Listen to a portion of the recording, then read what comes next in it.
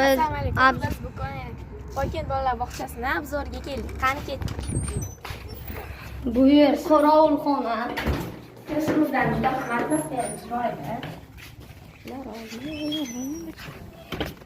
Qani ketdik, bog'chani ichidan joylab. Mana Toshkent bog'chasi.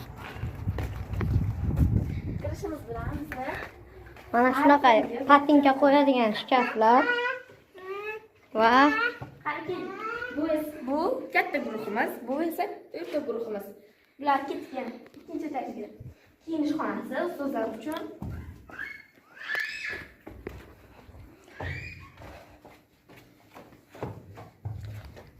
Bog'chaga borguncha xonalar ko'rib, bu esa yasni ko'ramiz. Bu katta yo'l guruhimiz. Qani ketdik. Logoped xonamiz. har bitta eshik va xonada kaliti bor. Logopedga joylashgan, logopedni hamma qurilmalari bor mana bu yerda. Hamma narsa. Wow. Hamshira xonamiz. Boshqatdan bog'cha bor.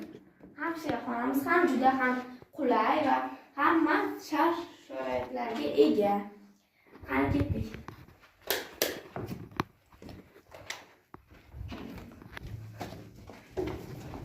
Psixolog xonasi, mudira xonasi, arab tili xonasi.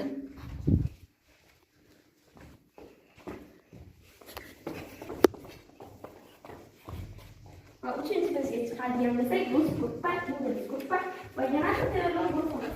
Qanday tayyorlov guruhini ko'ramiz. Kirishimizdan nafis qiblar.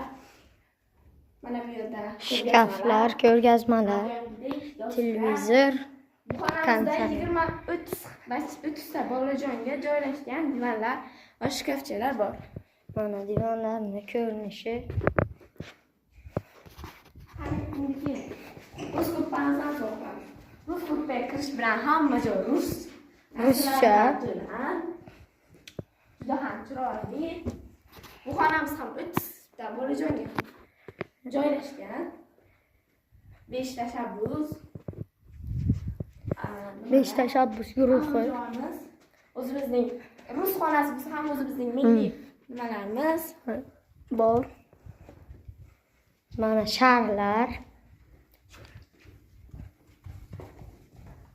Va endi ingliz xonasiga kiramiz. Lekin yani bu yerda faqat o'sha tilga nima qilib gaplashiladimi? bugun dam olish kuni bo'lgan